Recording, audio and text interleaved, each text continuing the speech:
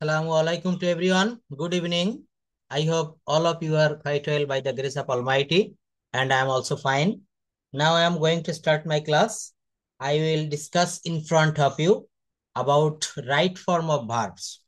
আমরা এই ল্যাঙ্গুয়েজটা শিখতে গেলে রাইট ফর্ম অফ ভার্বটা খুব ভালোভাবে শিখবো, কেননা verb is called the heartbeat of a sentence. এটা আমরা মনে রাখবো, সবাই কিন্তু মনে রাখবেন হার্ট বিট হচ্ছে ভার্ব।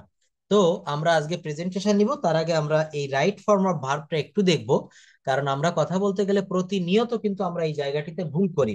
আমরা এখনো অনেকে জানি না যে থার্ড পার্সন হলে ভার্বের পরে এস বা ইয়েস বসে, এই জায়গাটা কিন্তু এখনো আমরা অনেকে কভার করতে পারিনি। তো দেখেন, সেই জায়গা থেকে আপনি একটু বলতে চাচ্ছি যে সবাই একটু মনোযোগ দিয়ে ক্লাসটা করবেন। রাইট ফর্ম অফ ভার্ব ব্যবহারের কিছু গুরুত্বপূর্ণ নিয়ম, এইটা প্রথম দুইটা তিনটা নিয়ম আমরা সবাই জানি, বাদ বাকি নিয়মগুলো কিন্তু আমাদের খুব গুরুত্বপূর্ণ নিয়ম। একটু দেখবেন, here you can see importance rules. Important rules of right form of verbs are described below. Present indefinite rule 1, present indefinite টেন্সের সাবজেক্ট যদি থার্ড পারসন সিঙ্গুলার নাম্বার হয় তাহলে ভার্বের পরে এস বা ইয়েস যুক্ত হবে, অন্য কোনো ক্ষেত্রে হবে না, এটা আমরা জানি। যেমন দেখেন, হি ইটস রাইস, এখানে ইট না হয়ে এখানে ইটস কেন হলো? এখানে ইটস হয়েছে কারণ এর বাম পার্শ্বে যে সাবজেক্ট রয়েছে হি, এটা হচ্ছে থার্ড পারসন সিঙ্গুলার নাম্বার একজন, থার্ড পারসন। এই জন্য এখানে আমি ইট ব্যবহার করিনি, ইস, ইটস। হি পেলে হবে না, he plays football. Present indefinite টেন্সের সাবজেক্ট যদি থার্ড পারসন প্লুরাল নাম্বার হয় তাহলে ভার্বের শেষে এস বা ইয়েস যুক্ত হবে না, সবাই আমরা জানি। কেমন দেখেন, দে প্লে ফুটবল, কি বললাম? দে প্লেস হবে না, এই দেটা কিন্তু থার্ড পারসন, আমরা অনেকে এটা কি জানি? দেটা কোন পারসন বলেন তো? Third person plural, third person plural, একটু মনে রাখবেন। দেখেন, আমরা কথা বলি, আমাদের সাবজেক্টে ভুল হয় না, অবজেক্টে ভুল হয় না, আমাদের ভুল হয় কোথায়? আমাদের ভুল হয় ভার্বের ব্যবহারে। এই ভার্বের ব্যবহারটা আমরা যারা খুব ভালোভাবে পারবো তারাই কিন্তু ইংলিশ ল্যাঙ্গুয়েজটা শিখতে পারবো। কারণ আপনি যদি বলা হয় আই ইট, কি বললাম? আই ইট, আমি খাই। আমি খেয়েছিলাম, আই এট। আমি খাইবো, আই উইল ইট। দেখেন, এখানে আই কি চেঞ্জ করেছি? করিনি। আমি কি চেঞ্জ করেছি? ভার্ব। এক জায়গায় বলেছি ইট, এক জায়গায় বলেছি এট, আরেক জায়গায় বলেছিলাম ইটেন বা আই উইল ইট। হ্যাঁ, প্রেজেন্ট, পাস্ট, ফিউচার। তো এখানেও বলা হচ্ছে they play football, they eat rice. এখানে প্লেসও হবে না, ইটসও হবে না, কারণ এখানে থার্ড পারসন প্লুরাল সাবজেক্ট রয়েছে। দেখেন, প্রেজেন্ট ইনডেফিনিট টেন্সের subject third person singular number হলেও সেটি যদি নেগেটিভ সেন্টেন্স হয় তাহলে ডাজ নট ব্যবহৃত হবে। কি বললাম? প্রেজেন্ট ইনডেফিনিট টেন্সের subject third person singular number হলেও সেই বাক্যটা যদি নেগেটিভ সেন্স প্রকাশ করে তাহলে ভার্বের পরে এস বা ইয়েস যোগ হবে না। আমরা সবাই জানি he does not goes to school হবে না। হিয়ার ইউ ক্যান সি, এই যে বাক্যটা আপনারা দেখতে পাচ্ছেন, এখানে ডাজ নট, এই ডাজ নট দেওয়ার কারণে এখানে আর গোজ হবে না। বাক্যটা কিন্তু প্রেজেন্ট ইনডেফিনিট টেন্স, এখানে subject to third person singular number একজন। হ্যাঁ, এই জায়গাটা দেখেন, এই যে সাবজেক্ট কি এখানে? Third person singular number he. তারপরে এখানে যেহেতু একটা নেগেটিভ শব্দ ডাজ নট বসেছে, এই জন্য এখানে আর গোজ হবে না, এখানে গো হবে। তাই বলা হচ্ছে প্রেজেন্ট ইনডেফিনিট টেন্সের subject third person singular number হলেও সেটি যদি নেগেটিভ সেন্স প্রকাশ করে তাহলে ডাজ নট ব্যবহৃত হবে এবং মূল ভার্বের পর আর এস বা ইয়েস বসবে না। He does not go to school, he does not catch fish, he does not play football. এই যে এইভাবে কিন্তু বাক্যগুলো আমরা গঠন করব। দেখেন, এই রাইট ফর্ম অফ ভার্বের প্রত্যেকটা রুল ইংলিশ ল্যাঙ্গুয়েজের জন্য স্বর্ণের মতো সমান মূল্যবান। সোনা যেমন মূল্যবান, এই রাইট ফর্ম অফ ব্যবহারের এই রুলগুলাও কিন্তু ঠিক তদ্রূপ মূল্যবান। তো এই ক্লাসটা যারা খুব ভালোভাবে করবে তাদের রাইট ফর্ম অফ ভার্ব নিয়ে কোনো সমস্যা থাকবে না। Am I clear? Can you see the screen and let me know that, please? Can you hear me properly? আমার কথা কি ভালোভাবে শোনা যাচ্ছে? তো ক্লাস শেষে আমি আনমিউট করে দিব, ক্লাস শেষে। ওকে, ক্লাস আমরা শেষে আমি, দেখেন, এই রুলগুলো একটু ভালো করে আজকে শিখে যান। আপনার যাবতীয় যত সমস্যা রয়েছে এখান থেকে আপনার রাইট ফর্ম অফ ভার্ব সম্পর্কে আর কখনো কোনো জায়গায় কোনো সমস্যা ফেস করতে হবে না। আমার ক্লাসটি যারা ভালোভাবে করে, এই বড় ব্যাচের ক্লাস হোক আর আমার পার্সোনাল ব্যাচের ক্লাস হোক, আমি সব জায়গায় সমান পরিশ্রম করিয়ে পড়াই। তো আপনারা যারা ভালোভাবে প্রথম থেকে আমার ক্লাস করছেন একেবারে শুরু থেকে, একটু দেখবেন ভেবে, অনেক কিছু শিখে গেছেন, কথা বলা শিখে গেছেন, প্রেজেন্টেশন দেওয়া শিখে গেছেন, ছোট ছোট বাক্য তৈরি করা শিখে গেছেন, তাই না? তো ক্লাসটা সবাই একটু ধৈর্য ধরে দেখবেন, আশা করি আপনাদের অনেক অনেক উপকার হবে। Faisal Ahmed, please unmute your microphone, mute your microphone. তো এখানে কি বললাম, প্রেজেন্ট ইনডেফিনিট টেন্সে যদি থার্ড পারসন সিঙ্গুলার নাম্বার থাকে, কিন্তু ওই বাক্যটা যদি নেগেটিভে হয়, কিসে হয় বলেন তো, নেগেটিভ না বোধক হয়, তাহলে ভার্বের পরে এস বাই এস হবে না। আমরা একটা নতুন তথ্য জানলাম। যেমন আশিস ডাজেন্ট ইট রাইস, এই বাক্যটা দেখেন, আশিস ডাজেন্ট ইট রাইস, কি লিখলাম, আশিস ভাত খায় না, তাই না? তাহলে এখানে কি হবে, আশিস ডাজেন্ট দিলে কি ইটস হবে? নো। পাস্ট টেন্স আর ফিউচার টেন্স হলে ভার্বের শেষে এস বাই এস যোগ হবে না, এটা আমরা সবাই জানি, ব্যাখ্যা করার প্রয়োজন হয় না। যেমন হি ওয়েন্ট টু স্কুল, এখানে কখনো হি ওয়েন্টস হবে না। এখানে কি কখনো হি ওয়েন্টস হবে? নো। এখানে হি ওয়েন্ট, এই হিটা হচ্ছে থার্ড পারসন সিঙ্গুলার নাম্বার একজন, কিন্তু এখানে বাক্যের ভার্ব হচ্ছে গো না বসে ওয়েন্ট বসেছে। এইটা একমাত্র এই বাক্য যদি প্রেজেন্ট ইনডেফিনিট টেন্স হয়, কোন বাক্য বলেন, প্রেজেন্ট ইনডেফিনিট, এবং ওই জায়গায় প্রেজেন্ট ইনডেফিনিট টেন্স হয়, এবং ওই বাক্যে যদি সাবজেক্ট বা কর্তা থার্ড পারসন থাকে, তাহলে এস বাই এস হয়। এই বাক্যটা তো পাস্ট টেন্স, এখানে কি আমি কখনো ওয়েন্টস যোগ করব? No. He went to school, অর্থাৎ এর বাংলা কি বলেন তো, সবাই বলবেন আমার সঙ্গে, এখানে তো মিউট করে রেখেছি, সবাই বলবেন, হি ওয়েন্ট টু স্কুল, আমার সঙ্গে সবাই বলেন, হি ওয়েন্ট টু স্কুল, সে স্কুলে গিয়েছিল। হি এট রাইস, সে ভাত খেয়েছিল। He played football, say football খেলেছিল। হি বট মোবাইল ফোন, সে একটা মোবাইল ফোন কিনেছিল। এখানে সে বাদ দিয়ে করেন তো, যদি বলা হয় রহিম বাজারে গিয়েছিল, Rahim went to market. Rahim মাছ ধরেছিল, রহিম ক্যাচ ফিশ হবে? No. Rahim caught fish. Rahim went to market. Rahim wrote a letter. কি হলো এখানে, রহিম সাবজেক্ট ঠিক রাখলাম, কিন্তু প্রত্যেকটা ভার্বের ভি টু ফর্ম, ভার্বের কোন ফর্ম বলেন, ভি টু ফর্ম। আমি এই শীটটা আপনাদেরকে দিয়েছিলাম, যারা আমার ক্লাস রেগুলার করে, অনেকবার আমি দিয়েছি, অনেকে বলে যে স্যার পাইনি। আমি যদি কেউ না পেয়ে থাকে তাদের সুবিধার্থে আবারও দিব। তো এই ভার্ব ফর্ম গুলো আমাদেরকে একটু মুখস্থ করতে হবে। দেখেন ইংলিশে কথা বলতে গেলে কি প্রয়োজন হয় জানেন, ভার্ব। সাবজেক্ট না দিয়ে বাক্য করা যায়, সাবজেক্ট না দিয়ে বাক্য করা যায়, কেমন বলবো, যেমন ডু দা সাম, অঙ্কটি করো। ডু দা সাম, টেক দা মিল, খাবারটি খাও। হুম, ডোন্ট স্মোক, ধূমপান করো না। এখানে দেখেন তো আমি কি কোনো সাবজেক্ট ব্যবহার করেছি? এই যে ডোন্ট স্মোক, ধূমপান করো না, কাকে বললাম? এখানে সাবজেক্ট কিন্তু উজ্জ, সাবজেক্ট কিন্তু নাই। অবজেক্ট ছাড়াও বাক্য করা যায়, দেখাবো। যেমন আমি একটু লিখে দেখাই, আপনাদের সুবিধা হবে, না লিখলে এগুলা পারা যাবে না। যেমন এখানে বললাম, দেখেন আই ই এ টি, কি হলো, আই ইট, হ্যাঁ ইউ ক্যান সি, সবাই একটু মনোযোগী হবেন। এই যে আই ইট, এটা কি লিখলাম, আমি খাই, তাই না? আমি খাই বললে কি, এখানে কি খাই, এখানে কি কোনো কিছু লেখা আছে? নো। আপনি ব্যবহার করতে পারবেন ate rice, ate banana, ate an orange, ate an apple, apple. হ্যাঁ, এখানে আপনি অবজেক্ট দিলেও বাক্য হবে, না দিলেও হবে, ইনফিনিটিভে করা যায়, তাই না? বিভিন্ন ভাবে। তো মনে রাখবেন, অবজেক্ট ছাড়াও বাক্য হয়, সাবজেক্ট ছাড়াও বাক্য হয়, কিন্তু ভার্ব ছাড়া কিন্তু কখনোই আপনি বাক্য গঠন করতে পারবেন না। আপনাকে বাক্য গঠন করতে গেলে ভার্ব অবশ্যই লাগবে। তো এই যে জায়গাটা আমি বলছি আপনাদের, অর্থাৎ ভার্বের যে ব্যবহারটা, এই ব্যবহারটা আমরা খুব ভালোভাবে দেখব, কেননা ভার্ব ছাড়া বাক্য গঠন করা যায় না। Verb is called the heartbeat of a sentence. দেখেন এখান থেকে আপনারা অনেক কিছু শিখতে পারেন। কেন জানেন, আমরা কিন্তু বিশ্লেষণ করতে পারি না, আমরা ভাঙতে পারি না। আমরা নিউক্লিয়ার বোমার নাম শুনেছি না, পারমাণবিক, এটা কি হয় জানেন, পারমাণবিকের ভর কি, যারা সায়েন্সের স্টুডেন্ট, এই যে ইউরেনিয়াম যেটাকে বলা হচ্ছে, তো এই পারমাণবিক যে জিনিসটা, পরমাণু, অণুর থেকেও সূক্ষ্ম হচ্ছে পরমাণু। অর্থাৎ অণুকে ভেঙে ভেঙে ইলেকট্রন প্রোটন নিউট্রন এগুলোকেও কিন্তু সূক্ষ্মাতি সূক্ষ্মভাবে বিশ্লেষণ করে তারপর একটা পরমাণুতে গিয়ে দাঁড়ায়। পরমাণুকেও ভেঙে ফেলেছে। তো এখানে আমাদেরকে ভাঙতে হবে। আপনি যত ভাঙবেন, যত অ্যানালাইসিস করবেন, আপনার তত শক্তি বাড়বে। কৃষক কি করে জানেন, কৃষক দেখবেন বাংলা একটা প্রবাদ রয়েছে, যত চাষ তত শ্বাস, যত চাষ তত শ্বাস। উদাহরণগুলো মনে রাখবেন, কৃষক জমিটা যত ভালোভাবে কর্ষণ করবে, তার ফলাফলটা, তার ফসলটা তত ভালো হবে। আপনি একটা বাক্য যত সুন্দর করে অ্যানালাইসিস করবেন, যত ভালোভাবে ভাঙতে পারবেন, আইট রাইস, এটা কিভাবে ভাঙবেন, এখানে লিখে ফেললাম দেখেন, আইট রাইস, আর আই সি ই, যারা নতুন বেসিকে দুর্বল, যারা বাক্য ভাঙতে পারেন না, দেখেন আই ইট রাইস, এখানে আই কোন পার্টস অফ স্পিচ, ইট কোনটা, রাইস কোন পার্টস অফ স্পিচ, এটা কোন টেন্স, এইটা দিয়ে নেগেটিভ করা যায় কিনা, ইন্টারোগেটিভ করা যায় কিনা, নেগেটিভ ইন্টারোগেটিভ করা যায় না, এগুলো আমাদেরকে জানতে হবে। আপনি এগুলো না জানলে দেখেন ওই যে বুজরুকি কথা আছে না, এগুলা অনেকে দেখবেন বিজ্ঞাপন দেয় মাত্র 1 মাসে স্পোকেন করেন ফ্লুয়েন্টলি, এগুলা কখনোই হয় না। যদি হইতো তাহলে এই দেশে কেউই ইংরেজি না বলা থাকতো না, সবাই ইংরেজিতে কথা বলতে পারতো ইংরেজদের মতো করে। তো আসলে আমরা ওইসব চটকদার বিজ্ঞাপনে পা না দিয়ে আমরা খুব ভালোভাবে বেসিক থেকে, একেবারে প্রি বেসিক থেকে ল্যাঙ্গুয়েজটা শিখবো। তো দেখেন আই ইট রাইস, আমি ভাত খাই, এখানে আমি যদি রাইসটা বাদ দিয়ে দেই, এই রাইস বাদ দিয়ে দিলাম, কি থাকলো, আই ইট।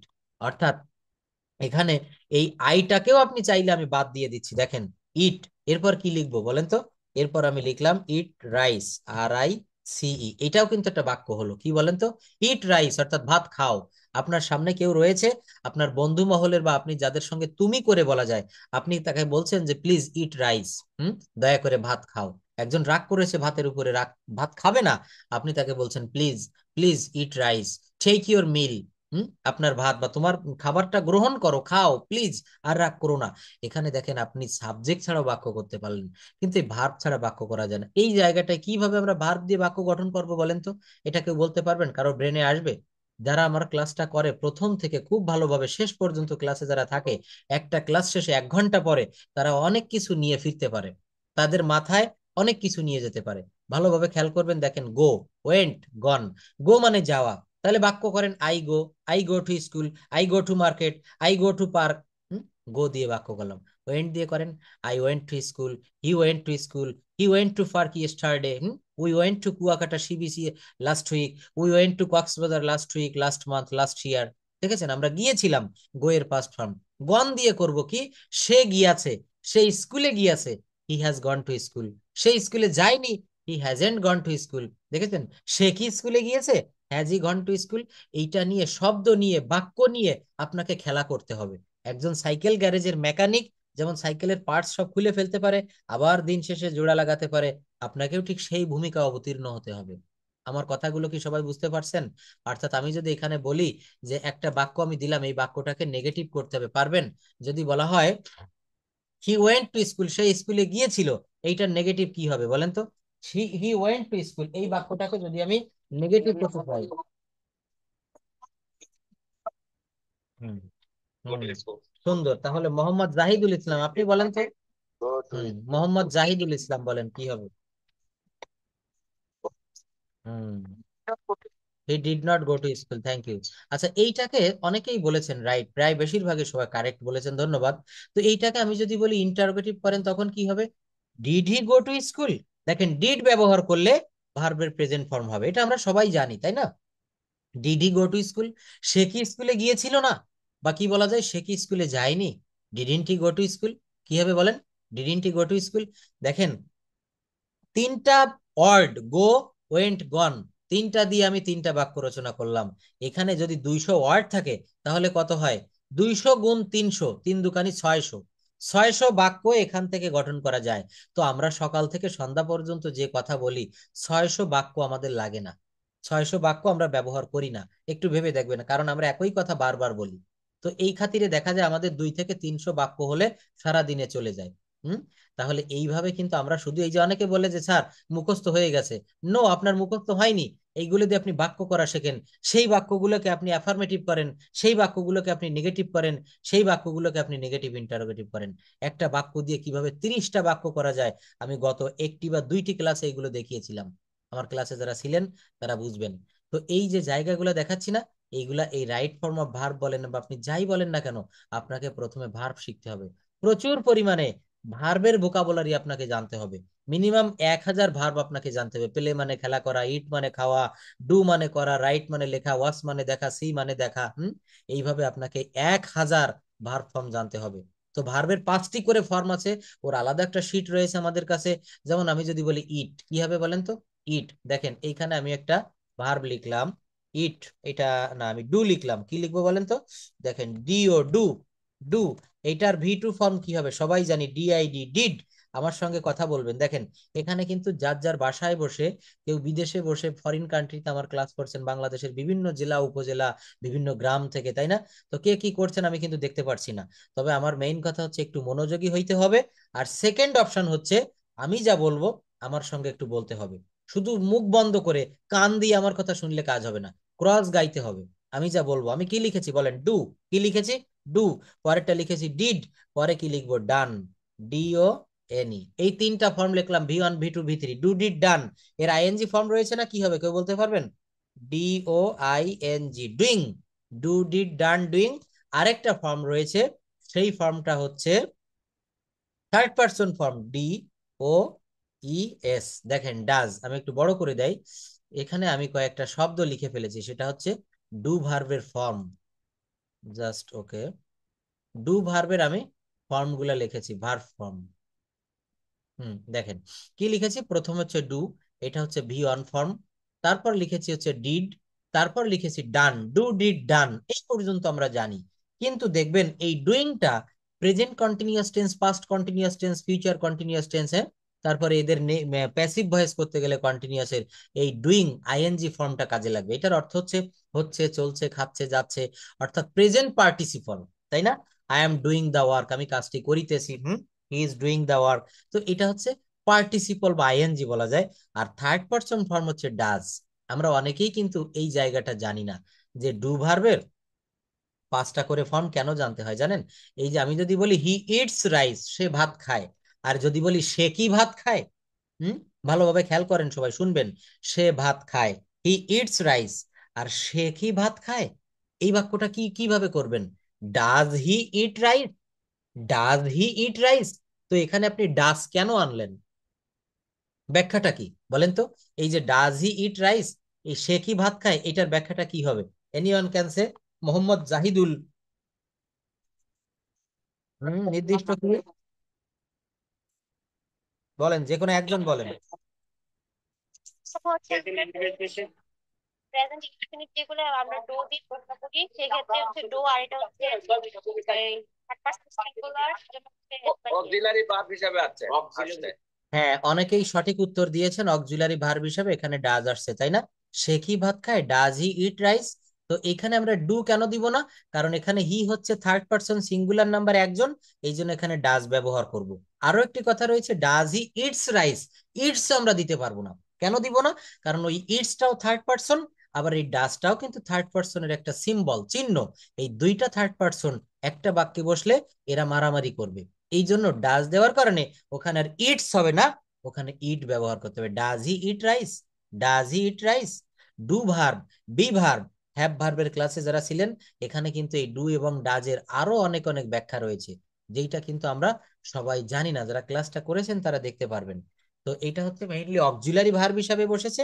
আবার এখানে প্রশ্ন করতে গেলে অক্সিলারি ভার্ব আসে, সেই খাতিরে কিন্তু এখানে ডাজ বসেছে। তো এখানে কি বলা হচ্ছে দেখেন, এই যে রুলটাই ছিলাম, he went to school, he will go to school. এরপর দেখবো মডাল অক্সিলারি ভার্ব, যেমন can, could, may, might, shall, should, will, would, want to, need, dare, have to, must. এরপর ভার্বের প্রেজেন্ট ফর্ম বসে। এরপর ভার্বের কোন ফর্ম বসে? Present form. যেমন দেখেন কি বলছে, এইগুলা প্রত্যেকটা মডাল অক্সিলারি ভার্ব। কোন ভার্বের নাম বলবো? Modal auxiliary verb. Here you can see he can do the work. দেখেন এই বাক্যটা তো প্রেজেন্ট ইনডেফিনিট টেন্স, এখানে সাবজেক্টও রয়েছে হি, থার্ড পারসন। তাহলে এখানে এখানে হি ক্যানস ডু দা ওয়ার্ক বা হি ক্যান ডুজ দা বা ডাজ দা ওয়ার্ক হবে না কেন? কারণটা হচ্ছে এই যে একটা ক্যান বসেছে না, ক্যান একটা ভার্ব, ডু একটা ভার্ব। তো বলা হচ্ছে মডাল অক্সিলারি ভার্ব। এরপরে যদি অন্য কোনো ভার্ব বসাতে হয়, সেই ভার্বটা বেস ফর্মে বসে, V1 ফর্মে বসে। যেমন হি ক্যান, এই ডু, এই ডুকে কখনো ডান করা যাবে না, ডিড করা যাবে না, ডুইং করা যাবে না। এই মডাল ভার্বের পরে যে ভার্বটি বসবে এটি সর্বদা বেস ফর্মে বসবে। বুঝতে পেরেছেন আমার কথা? আশা করি বোঝা গেছে। I shall go to school, আমি স্কুলে যাবো। এখানে শ্যালটাও কিন্তু একটা মডাল অক্সিলারি ভার্ব, এখানে গো হয়েছে। I shall going to school কখনো দেখেছেন লেখা যায়? যায় না। ইউ মাস্ট কাম হোম, তুমি অবশ্যই বাড়ি আসবে। এই মাস্ট হচ্ছে মডাল ভার্ব, যার কারণে এখানে কাম বসেছে। হি শুড স্টাডি হার্ড, তার কঠোর পড়াশোনা করা উচিত। এই শুডের পরে কখনো স্টাডিং, কখনো স্টাডিড, বা এখানে কোনো পরিবর্তন হবে না। এই স্টাডি স্টাডি থেকে যাবে। কি হবে বলেন তো? স্টাডি, স্টাডি থেকে যাবে। তো এইগুলো একটু মনে রাখবেন। বাক্যটি যদি ইউনিভার্সাল ট্রুথ চিরন্তন সত্য হয়, হ্যাবিচুয়াল ফ্যাক্ট হয়, অভ্যাসগত কাজ হয়, তাহলে প্রেজেন্ট ইনডেফিনিট টেন্স হবে। এই উক্তিগুলা, স্টেটমেন্টগুলা সবই কিন্তু টেন্সের ক্লাসের কথা, তাই না? তো যারা টেন্সের ক্লাস করেছেন তারা কিন্তু আমার এই ক্লাসটা বুঝতে পারবেন। কি বলা হচ্ছে? বাক্যটি যদি চিরন্তন সত্য হয় এবং অভ্যাসগত সত্য হয়, তাহলে প্রেজেন্ট ইনডেফিনিট টেন্স হবে। The sun rises in the east, the sun rises in the east. সম্রাট শাহজাহান তাজমহল নির্মাণ করেছিলেন। কি হবে? সম্রাট বা ইম্পিরার শাহজাহান বিল্ডস দ্য তাজ।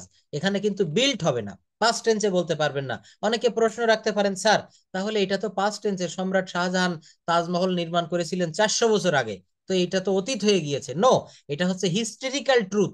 এগুলোকে কি বলা হয় বলেন? ঐতিহাসিক সত্য। সম্রাট আকবর বাংলা সাল চালু করেন। আমরা কিছুদিন আগে পয়লা বৈশাখ উদযাপন করেছি না, পান্তা ইলিশ খেয়েছি না? তো এইটা কার বদৌলতে হয়েছিল? সম্রাট আকবরের সময় থেকে। তো এই সম্রাট আকবর বাংলা সাল চালু করেন। সে আকবর মারা গিয়েছে অনেক আগে। তো এইটা কেন পাস্ট টেন্সে হবে না? ব্যাখ্যাটা শুনে রাখেন। এটা হচ্ছে ইউনিভার্সাল ট্রুথও না, এটা হচ্ছে অভ্যাসগত ফ্যাক্ট না, এটা হচ্ছে হিস্ট্রিক্যাল ট্রুথ। Historical truth. সম্রাট বা ইম্পিরিয়র আকবর ইনোভেটস, ইনোভেট মানে চালু করা, ইনোভেটস দা বাংলা নিউ ইয়ার। সম্রাট আকবর বাংলা সাল চালু করেন। মনে রাখবেন এইগুলো চিরন্তন সত্য, অভ্যাসগত সত্য। এইগুলা হলে ভার্বের পরে ওই বাক্যটা প্রেজেন্ট ইনডেফিনিট টেন্স হবে। আইস ফ্লোটস অন ওয়াটার, বরফ পানিতে ভাসে। কি বললাম বলেন? আইস ফ্লোটস অন ওয়াটার, বরফ কোথায় ভাসে? পানিতে ভাসে। এটা কি? এটা একটা চিরন্তন সত্য, এটা কোনো অভ্যাস না কিন্তু। এখানে আইস ফ্লোটিং হবে না, ফ্লোট হবে না, এখানে ফ্লোটস হবে, যেহেতু বরফ থার্ড পারসন সিঙ্গুলার নাম্বার একজন। সেন্টেন্সটি প্যাসিভ ভয়েস হলে এবং modal auxiliary verb can, could, shall, should, may, might, will, would, need to, dare to, must to এরপরে বি প্লাস পাস্ট পার্টিসিপল হয়। সহজ কথায় বুঝাই দেয়, যেমন it can be done by you. It can be done by you যদি বলা হয় আই ক্যান ডু ইট, কি হবে? আই ক্যান ডু ইট, আমি এটা করতে পারি। আর এর প্যাসিভ মুড কি হবে? It can be done by you. ক্যানটা কি মডাল অক্সিলারি ভার্ব, তো তাই বলা হচ্ছে কি যে এই মডাল অক্সিলারি ভার্বের পরে প্যাসিভ ভয়েসে, বিশেষ করে কন্টিনিউয়াস টেন্সের প্যাসিভ ভয়েস করতে গেলে ভার্বটা বি হয়ে যায়। যেমন it can be done by you. I can do the sum, কি রয়েছে? ক্যান, ওইটা প্যাসিভ মুডে ক্যান বি হয়ে যাবে। I can do the sum can be done by me, the sum can be done by me. বুঝতে পারছেন আমার কথা? অর্থাৎ মডাল ভার্ব থাকলে ভয়েস চেঞ্জ করতে গেলে প্যাসিভ মুডে গিয়ে মডাল ভার্বের পরে একটা বি বসে যাবে। মডাল ভার্বের পরে কি বসবে বলেন? বি। যেমন এই যে can be, shall be, should be, will be, would be. I can do the sum can be done by you. হ্যাঁ, all the কি all the fruits could be taken, এই দেখেন all the fruits সকল ফলগুলো could be taken খাওয়া যেতে পারে বা নেওয়া যেতে পারে। দেখেছেন? তাহলে এখানে কুড থাকলে কুড বি বসে যাবে ভয়েস চেঞ্জ করার সময়। মনে রাখবেন, had, rather, let, would better, had better, need not to, do not to, does not to, did not to, হ্যাঁ, নেভার ইত্যাদি এরপর প্রেজেন্ট ফর্ম অফ ভার্ব বসে। যেমন কেমন দেখেন, I let them use my shoes, আমার জুতো জোড়া তাদেরকে ব্যবহার করতে দিয়েছিলাম। I had better go to the market by this time, I need not to do the work. বাক্যে হ্যাভ বা হ্যাজ থাকলে সেটি প্রেজেন্ট পারফেক্ট টেন্স চাই। এই রুলটা আমরা সবাই জানি। প্রেজেন্ট পারফেক্ট টেন্স বা যে কোনো পারফেক্ট টেন্সকে লক্ষ্য করে এই রুলটা তৈরি করা হয়েছে। কি বললাম? বাক্যে হ্যাভ, হ্যাজ, হ্যাড থাকলে পরবর্তীতে বা ভার্বটি প্রেজেন্ট পারফেক্ট টেন্স বা পাস্ট পারফেক্ট টেন্স হয়। যেমন হ্যাজ, হ্যাভ, হ্যাড। যেমন হি হ্যাজ ডান দা ওয়ার্ক, লক্ষ্য করি আমরা he has done the work, এই হ্যাজ রয়েছে না, এখানে কিন্তু ভার্বের ভি3 ফর্ম বসে গেল, ডান। কি হলো বলেন তো? Do, did, done. He has done the work. They have eaten rice, they have eaten rice, তারা ভাত খাইয়াছে বা ভাত খেয়েছে। এই যে হ্যাভ বসেছে, এই জন্য ইট, এট, ইটেন অর্থাৎ ভি3 হবে এখানে। সেন্টেন্সে ইয়েট, জাস্ট, জাস্ট নাও, দেখেন এই রুলটা কিন্তু আমরা অনেকেই জানি না। অনেকেই কিন্তু জানি, আবার তার চেয়ে বেশিরভাগ বেশি অনেকে জানি না। কি বলছে? সেন্টেন্সে yet, just, just now, recently, already, lately, ever ইত্যাদি থাকলে প্রেজেন্ট পারফেক্ট টেন্স হয়। মনে রাখবেন, বলেন আমার সঙ্গে বলেন, ইয়েট, জাস্ট। শোনেন, আমি যখন অফলাইনে পড়াই ব্যাচে, তখন কি করাই জানেন? আমার ক্লাসের ছেলে মেয়েদের কথা বলতে বলতে, আমি যেমন কথা বলি, তাদেরকেও কথা বলতে বলতে খুব কষ্ট হয়ে যায়, ক্লান্ত হয়ে যায় ক্লাস শেষে, এত পরিমাণে তাদের কথা বলাই। এইটার একটা মস্ত বড় পজিটিভ ফলাফল আছে। আপনারা যদি কোনো স্যারের ক্লাস এইভাবে করেছেন কিনা জানি না, এই যে দেখেন আমি ওদেরকে এইভাবে পড়াই, আমি বলি ইয়েট, ওরাও বলে ইয়েট। জাস্ট, তাদেরকেও বলতে হয় জাস্ট। জাস্ট নাও, তারাও বলে just now. Recently, already, lately. তো আমার সঙ্গে সবাই একটু বলবেন, এটা কিন্তু আমাদের কলেজের ইউনিভার্সিটির এক স্যার এটা শিখিয়ে দিয়েছিল যে ক্রস গাইতে হয়, ক্রস করতে হয়। আমি বলবো, আমার পিছনে পিছনে আপনারাও বলবেন, দেখবেন এটা সঙ্গে সঙ্গে মুখস্থ হয়ে যায়, একেবারে ম্যাজিকের মতো কাজ করে। সবাই আমার সঙ্গে বলেন, yet, just, just now, recently, already, lately, ever ইত্যাদি থাকলে প্রেজেন্ট পারফেক্ট টেন্স হবে। কোন টেন্স হবে? Present perfect tense. He has taken his lunch just now. এই দেখেন জাস্ট নাও রয়েছে না, এই জন্য এখানে কি হয়েছে? He has taken his lunch just now. They have already come here. I have met him recently. দেখেছেন?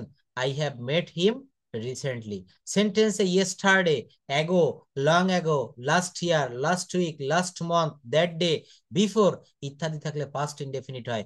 এই 9 নম্বরের রুল আর 10 নম্বরের রুলটা মুখস্থ করে ফেলবেন। আমার সঙ্গে আবার বলেন, সেন্টেন্সে, সেন্টেন্সে yesterday, ago, long ago, last year, last week, last month, that day, the day before ইত্যাদি থাকলে পাস্ট ইনডেফিনাইট টেন্স হবে। কেমন? হি কেম হোম, কি হবে?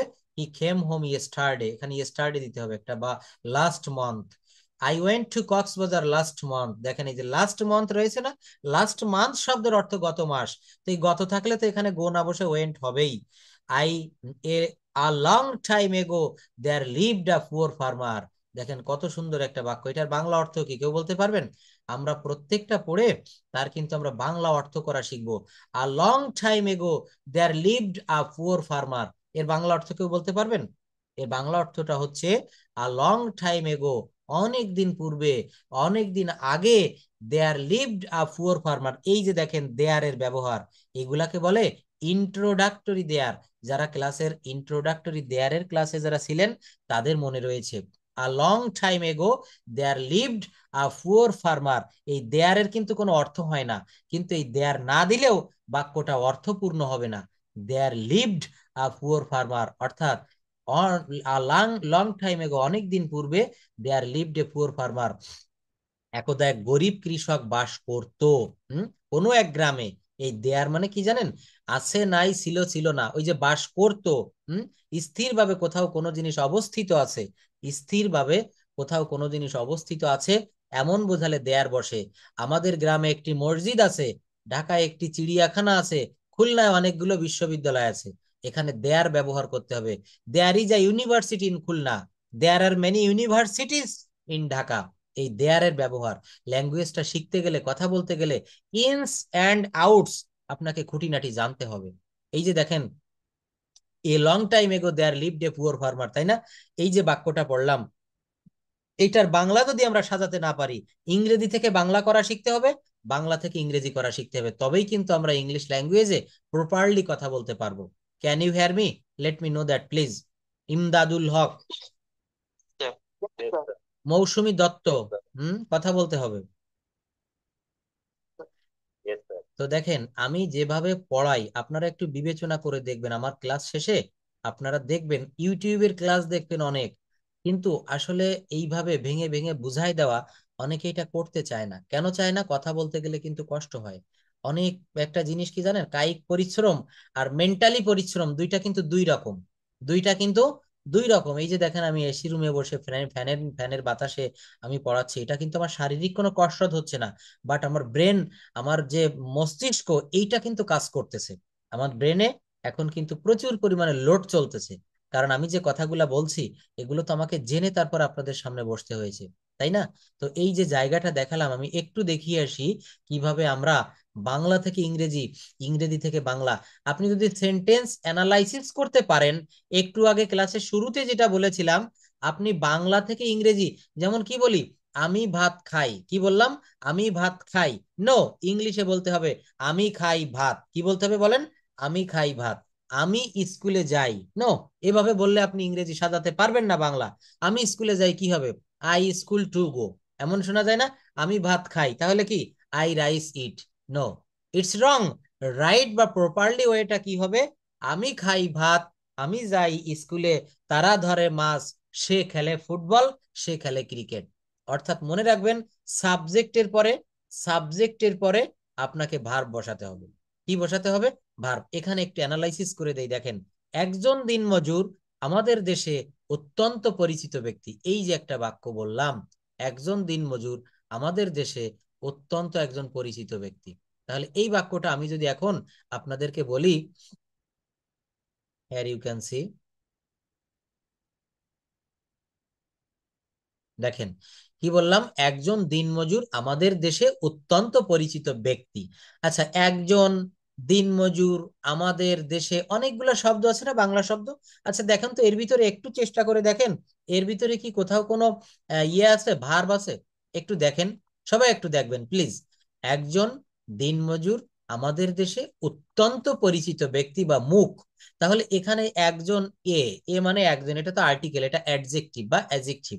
দিনমজুর এটা নাউন, আমাদের এটা কি প্রোনাউন, দেশে এটা নাউন, ইন দা কান্ট্রি, অত্যন্ত এর ইংরেজি ভেরি, পরিচিত ইংরেজি ফ্যামিলিয়ার, ব্যক্তি ইংরেজি কি? Familiar person. কি হবে? আচ্ছা তাহলে আমি এখানে অ্যাডজেক্টিভ পেলাম, নাউন পেলাম, প্রোনাউন পেলাম, অ্যাডভার্ব পেলাম, তো এখানে ভার্ব কোথায় গেল? এই জায়গাটায় ভার্ব কোথায় গেল? দেখেন, সবাই কথা বলে উঠবেন না প্লিজ, আমি একটু আপনাদেরকে আনমিউট করি। বড় ব্যাচের ক্লাস তো আসলে এইভাবে ম্যানেজ করা কঠিন, তারপরেও আমরা সবাই কথা বলবো না। এই জায়গাগুলো একটু শিখে যান, বাড়িতে বা বাসায় নিজে নিজে করতে পারবেন। কাজী সানজিদা ইসলাম, আপনি একটু আনমিউট করেন। একজন দিনমজুর আমাদের দেশে অত্যন্ত পরিচিত মুখ, এখানে ভার্ব কোথায় গেল? ভার্ব কিভাবে আনতে হবে আমাকে একটু হেল্প করবেন প্লিজ? স্যার এখানে ইজ আনতে পারি, যেহেতু ই কোনো জানতে পারেন, বার। তা কিভাবে আপনি ই জানবেন? এখানে অ জানবেন না কেন, ওয়ার আনবেন না কেন, কারণটা কি? আর এটা একটা সাধারণ ঘটনা, বলতে পারতেছি না। হ্যাঁ দেখছেন, বলতে পারতেছি না, আমাদের সবারই কিন্তু মুখের প্রশ্ন ওইটাই, স্যার বলতে পারতেছি না। তো আমাদেরকে বলা শিখতে হবে। সত্য। চিরন্তন সত্য, এটা কোনো কথা হইলো? কি চিরন্তন সত্য একজন দিনমজুর আমাদের দেশে অত্যন্ত পরিচিত মুখ? কেন, দিনমজুর তো ধনীও হয়ে যেতে পারে, কাজ করতে করতে ধনী হয়ে গেল, তাহলে তো চিরন্তন সত্য থাকলো না। এইটা বিষয় না, বিষয়টা হচ্ছে সানজিদা ইসলাম যেটা বলেছে, অনেক অনেক ধন্যবাদ। কিন্তু পরবর্তীতে বলতে পারেনি কেন হইবে, অজ হবে না কেন, ওয়ার হবে না কেন। ইটস ভেরি সিম্পল, অজ হবে না, ওয়ার হবে না, এই জন্য বাক্যটা প্রেজেন্ট টেন্সে আছে, নাম্বার ওয়ান। নাম্বার টু হচ্ছে, আমরা যেখানে যে বাক্যে কোনো ভার্ব খুঁজে পাবো না, মনে রাখবেন ওই বাক্যে আমরা বি ভার্ব ব্যবহার করব। কোন ভার্ব ব্যবহার করব? Be verb. তো ডিরেক্ট বি ভার্ব ব্যবহার করব না, টেন্স অনুসারে বি ভার্বের থেকে যেটা লাগে সেইটা আমি বের করে নিয়ে আসবো, বাদ বাকিগুলো আমি তালা দিয়ে রাখবো। কেমন? বললাম যে একজন দিনমজুর আমাদের দেশের অত্যন্ত পরিচিত মুখ, এটা আমরা ভার্বটা এখানে সানজিদা যেটা বলেছে যে একজন দিনমজুর হয় আমাদের দেশের পরিচিত মুখ, তাহলে কি হবে? আ ডে লেবারার ইজ, এখানে এই একজন দিনমজুর হয়, এই যে জায়গাটা দেখেন ফাঁকা করে দিলাম, একজন দিনমজুর হয়, এইখানে কিন্তু আপনাকে সাবজেক্টের পরে ভার্বটা দিতে হবে। এই বাক্যে সাবজেক্ট কি? একজন দিনমজুর। এই বাক্যে সাবজেক্ট কি হলো? একজন দিনমজুর। তো এই একজন দিনমজুরের পরে এখানে ভার্ব বসাতে হবে। A day labour is a familiar person in our country. হ্যাঁ, একজন দিনমজুর আমাদের দেশে অত্যন্ত, এখানে ভেরি দিতে হবে। A day labour is very familiar person বা is very familiar person in our country. দেখেছেন, এখানে প্রথমে সাবজেক্ট একজন দিনমজুর হয় আমাদের দেশের অত্যন্ত পরিচিত ব্যক্তি, অথবা একজন দিনমজুর হয় অত্যন্ত পরিচিত ব্যক্তি আমাদের দেশে। এই যে আমাদের দেশে, অ্যাডভার্ব অফ প্লেস, অ্যাডভার্বটা বাক্যের শুরুতে দিলেও চলে, মাঝে দিলেও চলে, শেষে দিলেও চলে। তো বেশিরভাগ জায়গায় আমরা শেষে দিলে বাক্যটা শ্রুতি মধুর হয়। দেখেন এখানে কোথায় ব্যবহার করেছে, আমরা নিচে অ্যান্সারটা দেখব। তো তার আগে কি বললাম? একজন দিনমজুর অত্যন্ত পরিচিত মুখ আমাদের দেশে, এটা সাজান কি হবে? A day labour is a very familiar person in our country. দেখেন উত্তর কি লিখেছে, এ day labour is a very familiar person in our country. দেখেছেন? তাহলে আমি যেটা বললাম সেইটাই, অর্থাৎ আপনাকে এখানে সাবজেক্ট খুঁজে বের করলাম এই বাক্যে, একজন দিনমজুর আমাদের দেশে অত্যন্ত পরিচিত ব্যক্তি। তাহলে প্রথমে সাবজেক্ট, তারপর ভার্ব, তারপর অবজেক্ট, তারপর অ্যাডভার্ব। সে দিন এনে দিন খায়, এই বাক্যটা কে করতে পারবেন বলেন? সবাই কথা বলবেন না প্লিজ। আজকের ক্লাসটা খুবই এনজয়েবল হচ্ছে আমি জানি। এটা আমরা বলবো এখন, একটু দেখি এখান থেকে। হুম, চয়ন। আচ্ছা, না না না, আপনারা বলবেন না প্লিজ, আমি একটু নির্ধারণ করে দিই এখান থেকে। আফরা আফরিনা, আপনি বলতে পারবেন এই বাক্যটা? আফরিনা, সে দিন এনে দিন খায়, এইটুকের ইংলিশ কি হবে? সে দিন এনে, না স্যার আমি পারতেছি না। আমি পারতেছি না। বলেন। বলবো? বলেন। হুম।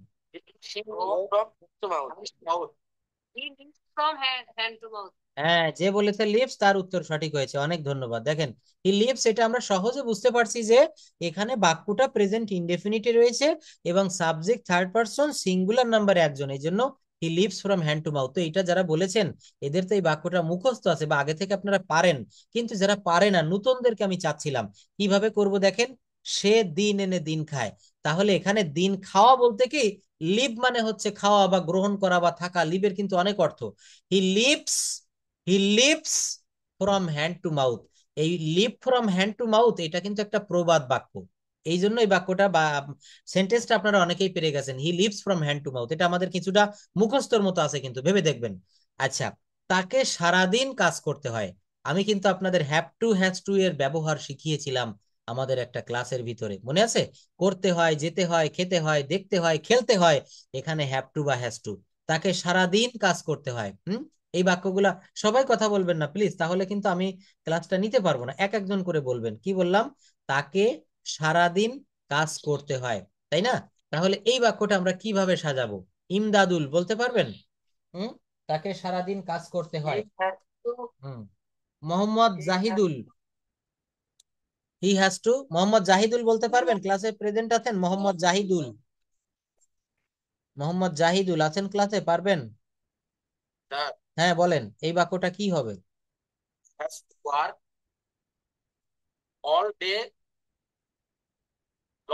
Yes, he has two. তো এখানে হ্যাজ টু দিলেন কেন? ব্যাখ্যাটা কি বলেন? আপনি তো বাক্য সঠিক বলেছেন, ব্যাখ্যা দিতে হবে। তাকে সারাদিন কাজ করতে হয়। না না না, উত্তর হলো না, অতটুকু আমি চাইনি। এখানে প্রায় সঠিক বলেছেন, কিন্তু অত দূরে যাওয়া লাগবে না, বলতে হবে করতে হয়, যেতে হয়, অর্থাৎ সাবজেক্টকে বাধ্যতামূলক। হ্যাঁ হ্যাঁ, দেখেন সঠিক বলেছেন, সাবজেক্টকে একটু শুনবেন প্লিজ। সাবজেক্টকে বাধ্যতামূলক ভাবে কোনো কাজ বা কোনো কিছু করতে হয় এমন বুঝালে হ্যাভ টু হ্যাজ টু এর ব্যবহার করতে হয়। আমাকে প্রতিদিন অফিসে যেতে হয়, I have to go to office everyday. আমাকে প্রতিদিন রান্না করতে হয়, I have to cook rice, ভাত রান্না করতে হয়, I have to cook rice everyday. তাকে প্রতিদিন ফুটবল খেলতে হয়, he has to play cricket everyday. অর্থাৎ এই যে সাবজেক্টকে করতে হয়, যেতে হয়, বাধ্যবাধকতা থাকলে সেখানে কিন্তু হ্যাভ টু হ্যাজ টু দিয়ে ব্যবহার করতে হয়। দেখেন, হি হ্যাজ টু ওয়ার্ক, এই দেখেন বাক্যটা, পেস্ট কালার, কি বললাম? হি হ্যাজ টু ওয়ার্ক, তাকে করতে হয় কি? ওয়ার্ক, কাজ, অল ডে লং, সারাদিন, অর্থাৎ তাকে সারাদিন কাজ করতে হয়। সে খুবই পরিশ্রমী, এইটুকুর ইংলিশ কি হবে? দেখেন, আপনাদের একটা বাস্তব কথা বলি, রিয়েলিটি যেটা, আমরা সারা দিনে যে কাজগুলা করি না, আপনি এখানে কেউ রয়েছেন চাকরিজীবী, কেউ ব্যবসায়ী, কেউ ভিন্ন পেশার রয়েছি, তো যে যে পেশায় থাকেন না কেন, আজকের দিনে আপনি সকাল থেকে এই পর্যন্ত কি কি করেছেন? আমি যদি এখন প্রেজেন্টেশন দিতে বলি বলি, কে কে পারবেন যে স্যার আমি আজকে সকালে 5:30টায় ঘুম থেকে উঠেছিলাম, ফ্রেশ হয়েছিলাম, নামাজ পড়েছিলাম, নাস্তা খেয়েছিলাম, অফিসে গিয়েছিলাম, অফিসে বসের সঙ্গে আবার বাইরে ফিল্ডে গিয়েছিলাম, ফিল্ডে আবার সেখানে দুপুরে হোটেলে খেয়ে নিয়েছিলাম। এই যে যে বাস্তব কথাগুলা, এইগুলো যখন আমরা বাংলায় সাজাতে পারবো, ওই যে বললাম না, আমি ভাত খাই, ইংলিশ হবে আমি খাই ভাত, আমি, ছেলেরা তাস খেলে, ছেলেরা খেলে তাস, এইভাবে যখন সাজাতে পারবেন এবং সঙ্গে সঙ্গে ডেলিভারি দিতে পারবেন আপনার মুখ থেকে, সেই দিন আপনি ইংরেজি শিখে যাবেন। আর ওই দিনটার অপেক্ষায় থাকতে গেলে, ওই দিনটা দেখতে গেলে, আমি যেভাবে সেন্টেন্স ভেঙে ভেঙে ব্যাখ্যা করে অ্যানালাইসিস করে বুঝাচ্ছি, এইভাবে আপনাকে বুঝতে হবে, এইভাবে আপনাকে করতে হবে। ইংলিশ ল্যাঙ্গুয়েজটা না খুবই সহজ, আমি আবারও বলছি, এখানে কিছু সিস্টেম আপনাকে অবলম্বন করতে হবে। এই যে বললাম, সে খুবই পরিশ্রম, এখানে সে আছে, খুবই আছে, পরিশ্রম আছে, এখানে ভার্ব কই? এই যে তিনটা বাংলা ওয়ার্ড, এর ভিতরে একটিও তো ভার্ব নেই, ভার্ব কোথায় গেল বলেন? তাহলে কি হবে? সে হয় খুবই পরিশ্রমী, হি ইজ ভেরি ইন্ডাস্ট্রিয়াস, এই দেখেন, হি ইজ ভেরি ইন্ডাস্ট্রিয়াস। দেখেছেন? তাহলে এইভাবে বাক্য গঠন করতে হয়, এইভাবে কথা বলতে হয়। আমাদের ব্রেনে যে কথাগুলো বাংলায় আসে সেইগুলাই যদি আমরা ইংলিশে ট্রান্সলেট করতে পারি তাহলেই তো আমাদের স্পোকেন হয়ে গেল। আমরা তো স্পন্টেনিয়াসলি স্পিকিং করতে পারবো, পারবো না? অবশ্যই পারবো। আজিজুল হক, প্রেজেন্টেশন দিতে হবে। গত ক্লাসে কিসের উপরে দিয়েছিলাম? চয়ন Ali, please let me know that. কোনো বিষয় দেওয়া ছিল? স্যার আমার একটু ছিল স্যার, ছিলেন। ট্রান্সলেশন ছিল আর একটা প্যাসেজ ছিল। প্যাসেজ কি? একটু স্যার, তো প্যাসেজ না একটু ছিল, শুধু একটু একটা কি কি কি ছিল আরেকবার বলেন, ট্রান্সলেশন আর কি? এই ট্রান্সলেশন একটু স্যার, আচ্ছা, একটুর উপরে হ্যাঁ, তাহলে ট্রান্সলেশন কেউ কি করেছেন বা কিছু বলতে পারবেন ট্রান্সলেশন? করছিলাম স্যার, হ্যাঁ চেষ্টা ছিলেন। হ্যাঁ, আমি শীট দিয়েছিলাম, ধন্যবাদ, সঠিক কথা বলেছেন। তো ওই শীট থেকে কে কে করেছেন এখানে একটু বলেন। আমি প্রথম থেকে রেইজ এন্ড প্রেস করেন, আমি নাম বলছি। দেখি, দিলারা বেগম বলতে পারবেন সেই শীট করে রেখেছেন? দ্রুত বলবেন, সাড়া দিবেন। Dilara Begum, late me know that. দেরি হলে আমি অন্যজনের নাম ডেকে নিব। চয়ন আলী, যেটা শীট দেখিনি কিন্তু মনে হয় পারবো, সম্ভবত করা আছে। করা আছে? খাতা দেখে বলতে হবে, খাতায় রাখতে হবে, করে রাখতে হবে। পারবেন এই মুহূর্তে? হ্যাঁ, জয়, হ্যাঁ বলেন বলেন, দ্রুত দ্রুত, ডু ভেরি কুইকলি, সবাই শুনবেন ওনাকে। স্যার। হুম স্যার, বলেন। স্যার ওই যে বললেন যে তাকে কাজ করতে হয়, হুম তখন যদি তাকে কাজ করতে হবে হুম তখন এটা কি হবে? তখন হি উইল হ্যাভ টু হবে, অথবা হি মাস্ট হবে। এখানে মাস্ট দেওয়া যায়, উইল হ্যাভ টু দেওয়া যায়। এটা দেখাবো আমরা, একটু প্রেজেন্টেশন নেই, আপনার উত্তরটা দিল। কাজ করতে হয় না, এটা আবার স্বাভাবিক ভাবে হয়ে যায়। দেখেন, এই যে is to, M two, R two, এটা আবার স্বাভাবিক ভাবে করতে হয়। যেমন আমাকে কাজ করতে, আমাকে খেতে হয়। কিন্তু এই যে যখন বাধ্যবাধকতা হবে, এই যে পরিবার, কৃষক, কৃষকের পরিবার ওর কাজের উপর নির্ভর করে, অর্থাৎ তাকে কাকে কাজে যাওয়াই লাগে, সাবজেক্টকে বাধ্যবাধকতা বা তাকে করাই লাগে, এমন বুঝালে হ্যাভ টু, হ্যাজ টু হয়। মানে এখানে একটা জোর প্রয়োগ করা বোঝায়। আর আপনি এম টু ইস টু দিয়েও করতে পারবেন, কিন্তু ওটা একটু কম জোর প্রয়োগ করা বোঝায়। যেমন আমাকে ভাত রান্না করতে হয়, I am to eat rice, হ্যাঁ, I am to cook rice. এটা নিয়ে পরে ব্যাখ্যা দিব তো। হবে হবে হবে, থ্যাংক ইউ। আচ্ছা বলেন চয়ন আলী, আপনি একটু প্রেজেন্টেশন। স্যার ডে 6 একটা হোমওয়ার্ক ছিল স্যার, ডে 6। বেসিক্স বলেন, একটা বললে হচ্ছে, সমস্যা নেই। বলবো স্যার? হ্যাঁ বলেন। কেউ আমাকে সাহায্য করতে আসে নাই। হুম, no one come to help me. হুম, তোমরা অসহায় ছিলে না, ইউ ওয়ার নট হেল্পলেস। হুম, তুমি সাহসী ছিলে না, ইউ ওয়ার নট ব্রেভ। তারা দয়ালু ছিল না, দে ওয়ার নট কাইন্ড। তুমি সত্য বলেছিলে, ইউ স্পোক দ্য ট্রুথ। লোকটি ঘুড়ি উড়িয়েছিল, the man was flying a kite. আমি একটা বই কিনেছিলাম, আই বট এ বুক। আমরা তাকে দেখেছিলাম, উই স হিম। জলি দুধ পান করেছিল, জলি ড্রিঙ্ক দ্য মিল্ক। আঙুরগুলো ড্রাঙ্ক, হ্যাঁ, ড্রিঙ্ক থেকে এখানে ড্রাঙ্ক হবে, ড্রাঙ্ক। হুম হুম জলি ড্রাঙ্ক দ্য মিল্ক। আঙুরগুলো টক ছিল। দ্য গ্রেপ ওয়ার শোর। সে আমটি খেয়েছিল, হি এইট দ্য ম্যাঙ্গো। তুমি সত্য বলেছিলে, ইউ স্পোক দ্য ট্রুথ। একই স্যার, দুইবার করে আছে স্যার একই জিনিস। তাহলে একবার বলেন। আমি কি কাজটা করেছি? Have I done the work. তুমি কি রহিমকে দেখেছো? Have you seen Rahim. তুমি কি খবরটি শোনোনি? Have you not heard the news. বিড়ালটি কি একটা ইঁদুর ধরেছে? Did the cat catch the rat. তিনি কি চিঠিখানা পড়েছে? Has he read a letter. তারা কি চা পান করেছে? Did they drink tea. তিনি কি আমাকে ডেকেছেন? হ্যাজ হি কল মি বা ডিড হি কল মি। আমরা কি অঙ্কটা করিনি? Did not we do the math. Runa কি একটা গান গেয়েছে? Has Runa sung a song. তোমরা কি গোলমাল করনি? Didn't you make the noise. Police কি চোরটা ধরেছে? Did the police catch the thief. তোমরা কি ডাক্তার ডেকেছো? থ্যাংক ইউ, অনেক ভালো পড়েছেন। অন্যকেও সুযোগ দিতে হবে। সবাইকে আমরা অল্প অল্প করে বলি, হ্যাঁ, অল্প অল্প করে বলবেন, কয়েকজনকে সুযোগ দিবেন। আমরা আবার গ্রামারের ক্লাসে যাব। তো দেখি আমরা, বিকাশ চন্দ্র, পারবেন একটু বলতে এক্সিকিউটিভ কি লেখা রয়েছে? শাহিনুর আক্তার, বিকাশ চন্দ্র বাবু বলেন, বিকাশ বাবু বলেন। প্রথম থেকে বলবো স্যার? প্রথম থেকে বলেন, পাঁচটা বলেন, পাঁচটা বা ছয়টা। কেউ আমাকে সাহায্য করতে আসে নাই। আসে নাই।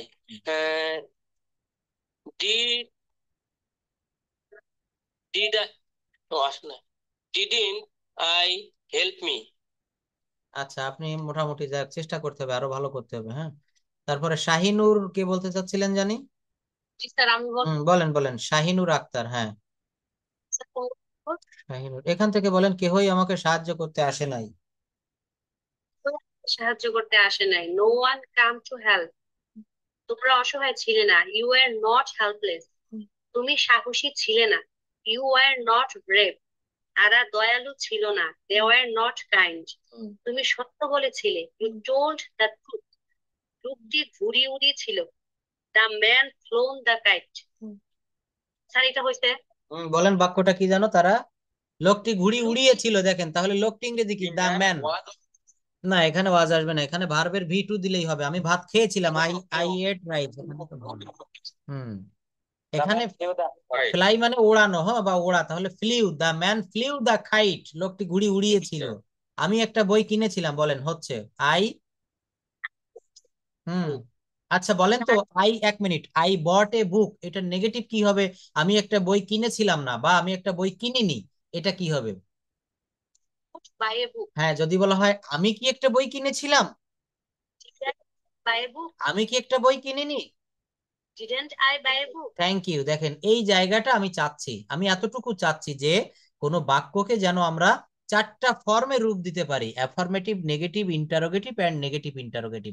আপনি একটা বাক্য 7 দাগে 7 নাম্বারে আমি একটা বই কিনেছিলাম, একটা বাক্যকে আপনি চারটা বাক্য করতে পারলেন। আপনার ব্রেনে এই মুহূর্তে যদি 1000 বাক্য থাকে, অ্যাফার্মেটিভের আপনি 4000 করে দিতে পারবেন। সিস্টেমটা বুঝতে পেরেছেন? এখানে জ্যামিতিক হারে, গাণিতিক হারে সেন্টেন্সটা বাড়াতে হবে। বাড়াতে গেলে কি করতে হবে? আপনাকে কিন্তু এই নেগেটিভ, ইন্টারোগেটিভ এইগুলো শিখতে হবে। 8 দাগ থেকে বলেন, 8 থেকে। আট থেকে আমি দেখেছিলাম। হুম, উই সো হিম। হুম, যদি ধূমপান করেছিল। হুম, যদি আমি হুম, আপত্তি ছিল। হুম, স্যার হুম, সে খেয়েছিল। হুম, He ate the mango. হুম, আমি কি কাজটা করেছি? হুম, Have I done the work? হুম, তুমি কি রহিমকে দেখেছো? হুম, Have you seen রহিম? হুম। তুমি কি খবরটি শুনোনি? Didn't you hear the news? বিড়াল বিড়ালটিকে একটি ইঁদুর ধরেছে। আর এটা কি হবে? এটা কি বিড়ালটি কি ইঁদুর কি ধরেছে? কে পারবেন? 19 নাম্বার। বিড়ালটি কি একটা ইঁদুর ধরেছে? The cat. The cat.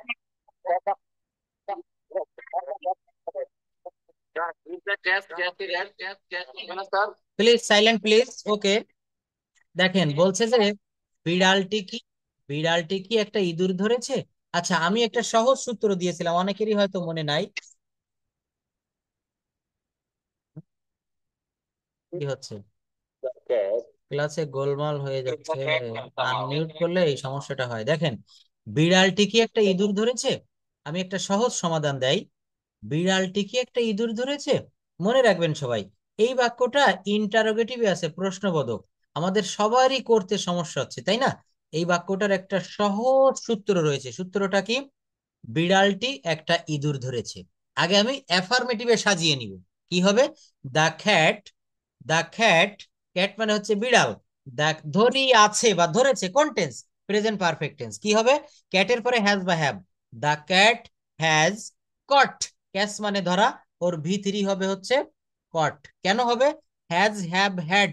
Has have had কোনো বাক্যে বসলে তার পরের ভার্বটি প্রেজেন্ট পার্টিসিপল হয়, অর্থাৎ ভি3 হয়। হ্যাঁ, তো এখানে দেখবেন দ্য ক্যাট হ্যাজ, ক্যাচ মানে ধরা, এই যে ধরেছে, তাহলে এখানে দ্য ক্যাট হ্যাজ, এরপরে ক্যাচ কট, কট, অর্থাৎ ক্যাচের ভি3 ফর্ম হচ্ছে কট।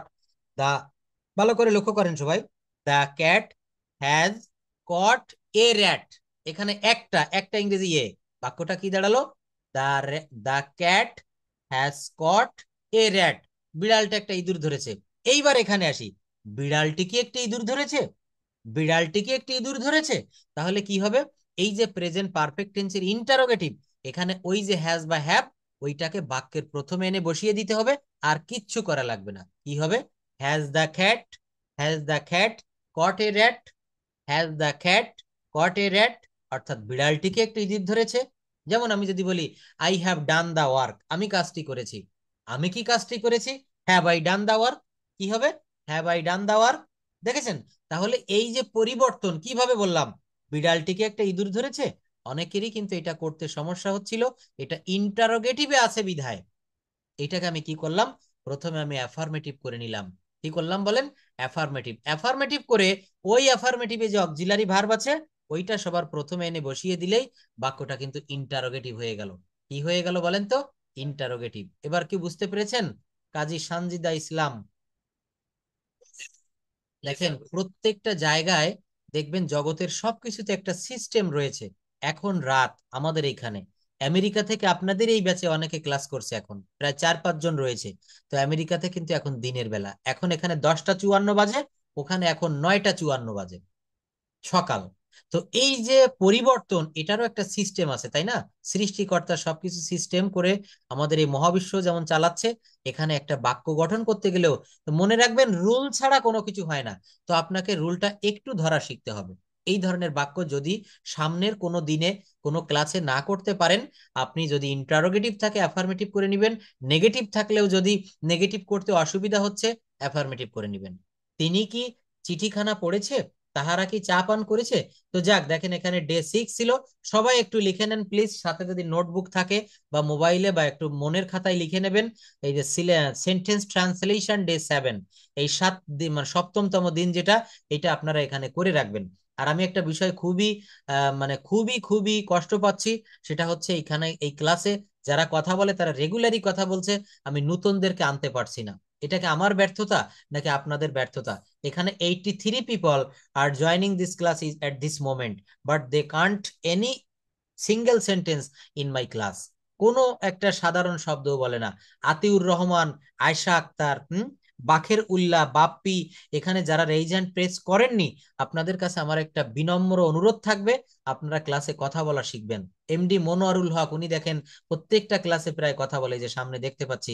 মোহাম্মদ উল্লাহ, মোমেনা খাতুন, মোর্শিদা আক্তার, নাজমা বেগম, এই যে আপনারা যারা ক্লাস করছেন, আমার প্রত্যেকের কাছে যদি আমার কথাগুলো আপনাদের কানে পৌঁছে থাকে, আপনারা একটু কথা বলবেন। আমার হোয়াটসঅ্যাপ নাম্বারও কিন্তু অনেক স্যার ক্লাস করিয়ে চলে যায়, নাম্বার দেয় না অনলাইনে, আমি নাম্বার দিয়ে রেখেছি। কেন দিয়েছি? আপনাদের কারো কোনো সমস্যা হলে আমাকে হোয়াটসঅ্যাপে একটু নক দিবেন। তো দেখেন এই ডে 7টা আপনাদের জন্য থাকলো। এখানে আমি আরো কিছু রুল দেখাই, পারলে সময় থাকলে আবারও কিছু প্রেজেন্টেশন নিব। তো এইখানে বলা হচ্ছে রুল 11, টু এর পরে সবসময় ভার্বের প্রেজেন্ট ফর্ম বসে। যেমন দেখেন you need to do the work. He went to the market to buy a shirt. দেখেন নাম্বার 11, টু এর পরে সবসময় ভার্বের প্রেজেন্ট ফর্ম বসে। আমরা অনেকেই কিন্তু এটা জানতাম না। যেমন you need to do the work in time, সময় মতো তোমার কাজটা করা দরকার। He went to the market to buy a shirt, সে মার্কেটে গিয়েছিল একটা শার্ট কিনতে। এই যে কিনতে, খাইতে, যাইতে, এইগুলাকে বলা হয় ইনফিনিটিভ। ভার্বের বাম পাশে টু বসালে টু যুক্ত ভার্ব বলে, দ্যাট ইজ কল্ড ইনফিনিটিভ। কি বলা হয় বলেন তো? ইনফিনিটিভ। তো এই ইনফিনিটিভের ব্যবহারটা, অর্থাৎ টু দিলে তারপরে কিন্তু মানে বলা হচ্ছে যে টু এর পরে সবসময় ভার্বের প্রেজেন্ট ফর্ম বসে। সিন্স বা ফর এর পর সময়ের উল্লেখ থাকলে সেটি প্রেজেন্ট পারফেক্ট কন্টিনিউয়াস টেন্স হবে। কোন টেন্স হবে? পারফেক্ট কন্টিনিউয়াস টেন্স হবে। He has been doing the work since morning, এই দেখেন সিন্স বা ফর রয়েছে না, এটা থাকলে প্রেজেন্ট পারফেক্ট কন্টিনিউয়াস টেন্স হয়। It has been raining for 2 hours, 2 ঘন্টা যাবত বৃষ্টি হচ্ছে। ইফ দ্বারা যুক্ত ক্লজটি যদি প্রেজেন্ট ইনডেফিনিট টেন্স হয়, তাহলে পরের ক্লজটি ফিউচার ইনডেফিনিট টেন্স হবে। কি বললাম? ইফ যুক্ত ক্লজটি যদি প্রেজেন্ট ইনডেফিনাইট টেন্স হয়, পরের ক্লজটি ফিউচার ইনডেফিনিট। এই ক্লজের ক্লাসটা আমি নিয়েছিলাম, আবার একবার নিব, ক্লজ এবং ভয়েস চেঞ্জ। অনেকেই বলেছে স্যার, রিকোয়েস্ট করেছে, এটা ক্লাসটা আগামীতে একটু স্মরণ করিয়ে দিবেন। বলছে ইফ দ্বারা যুক্ত ক্লজটি, ইফ ক্লজটা হয় প্রেজেন্ট ইনডেফিনিট আর পরের ক্লজটা হয় future indefinite. If he comes, দেখেন এই যে ইফ হি কামস এর অর্থ কি? যদি সে আসে। যদি সে আসে তাহলে কি? আমি যাব। যাব বললে কোন tense? Future indefinite, I will go. If he comes, I will go. If you work hard, you will shine in life. যদি তুমি কঠোর পরিশ্রম করো তুমি জীবনে উন্নতি করবে। উইথ আ ভিউ টু, দেখেন একটা phrase, with a view to, জন্য, লুক ফরওয়ার্ড টু, এরপর ভার্বের পর আইএনজি বসে। এই কথাগুলো যদি মনে রাখতে পারেন, স্পোকেন ইংলিশ আপনি পানির মতো মনে হবে। কারণ কথা বলতে গেলে এই রুলগুলো ঠিক না রেখে আপনি বলতে পারবেন না। ট্রেন যখনই পার্টি থেকে পড়ে যাবে তখন সে আর চলতে পারে না। এই রুল থেকে আপনি বাইরে যাবেন, কথা বলতে পারবেন না। I am looking forward two getting a job, I am looking forward two getting a job. হ্যাঁ, দেখছেন, আমি একটা চাকরি পাওয়ার জন্য খুঁজছি, চাকরি খুঁজছি। I went shopping with a view to buying a shirt. এই দেখেন, এখানে দুইটা ভার্ব, ওয়েন্ট আবার shopping, with a view to buying. এই with a view to, I am looking forward to, এরপরে যে ভার্বটা বসবে এটা আইএনজি হয়, getting, buying. I went shopping, আমি কেনাকাটা করতে গিয়েছিলাম, উইথ আ ভিউ টু, জন্য। উইথ আ ভিউ টু শব্দের অর্থ কি বলেন? জন্য। টু বাইং আ শার্ট, আমি শপিং করতে গিয়েছিলাম একটা জামা কেনার জন্য। অর্থাৎ সহজ বাংলায় আমি একটা জামা কিনতে গিয়েছিলাম, জামা কেনার জন্য গিয়েছিলাম মার্কেটে। বাই এর পরে ভার্বের সঙ্গে আইএনজি হয়, কি হয়? বাই এর পরে ভার্বের সঙ্গে আইএনজি হয়। She expressed her feelings by cycling. By digging the land, she planted trees. দেখেছেন? For office wind. তো আমরা আরো একটু ক্লাসটা লেংদি করব। এখন আমি চাচ্ছি আপনাদের ভিতরে থেকে আরো কিছু পার্টিসিপেন্ট আপনারা প্রেজেন্টেশন দিবেন। কারণ এখানে নতুন যারা রয়েছেন তাদেরকে দিয়ে আমি একটু কথা বলাতে শিখাতে চাচ্ছি। যারা পুরাতন, কথা বলতে পারেন, অভ্যস্ত হয়ে গেছেন,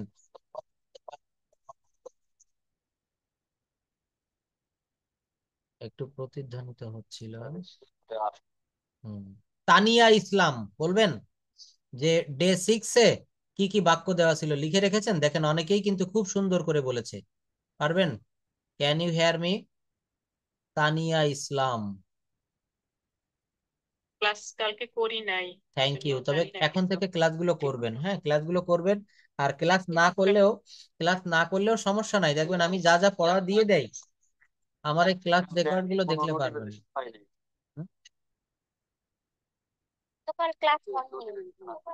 গতকাল না, তার আগের দিন। পিডিএফটা আমি পাইনি। শান্ত সাহা বলতে পারবেন? সাহা বলতে পারবেন?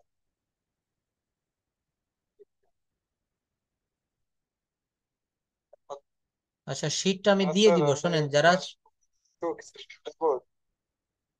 Thank you. আচ্ছা, যারা ক্লাস করেননি তাদেরকে ধন্যবাদ। তবে আমি কিন্তু ক্লাস রেকর্ডের ভিতরে পড়াটা দিয়ে দিই, আমার রেকর্ডটা দেখবেন।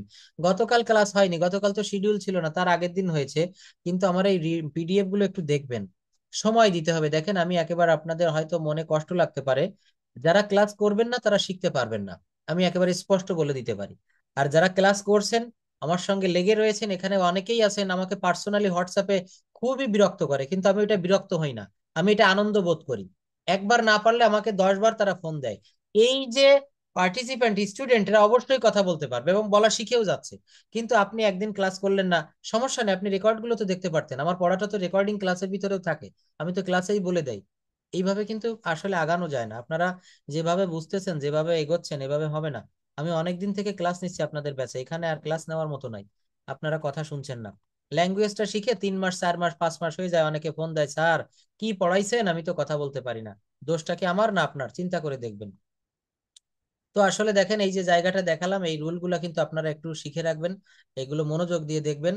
মাইন্ড, উড ইউ মাইন্ড, হ্যাঁ, পাস্ট অর্থ could not you help, can not you help এর পরে ভার্বের পর আইএনজি হয়। যেমন would you mind giving me the book, would you mind, তুমি কি কিছু মনে করবে, গিভিং দা বুক। দেখছেন, he can not help doing the assignment, he can not help doing the assignment. দেখেছেন, এখানে ক্যান নট হেল্প এর পরে ডুইং বলছে। Would you mind, would you mind, অথবা পাস্ট অর্থ could not help, can not help, এরপর ভার্বের ING form যুক্ত করতে হয়। সেন্টেন্সের শুরুতে যদি উড দ্যাট থাকে তাহলে ভার্বের পর কুড এবং এরপর ভার্বের পাস্ট ফর্ম বসে। বারবার কোন ফর্ম বসবে? এরপর ভার্বের পাস্ট ফর্ম বসবে। এটা একটু মনে রাখবেন সবাই। তো এই শীটটা আরো অনেক লম্বা, এটা একদিনে শেষ করতে পারবো না। আগামী ক্লাসও আপনাদের এখান থেকে আবার ক্লাস নিব। আর কারো যদি কোনো প্রশ্ন থাকে তাকে আমাকে হোয়াটসঅ্যাপে নক দিবেন। আজকে অনেক কিছু শিখালাম, এই শেখাগুলো আপনারা পিডিএফ ফাইলটা আবার আর একটু দেখবেন, আমার রেকর্ড ক্লাসটা একটু দেখবেন। That's all for today, see you in the next class. Good night to everyone. আল্লাহ হাফেজ, আসসালামু আলাইকুম টু এভরিওয়ান। Thank you.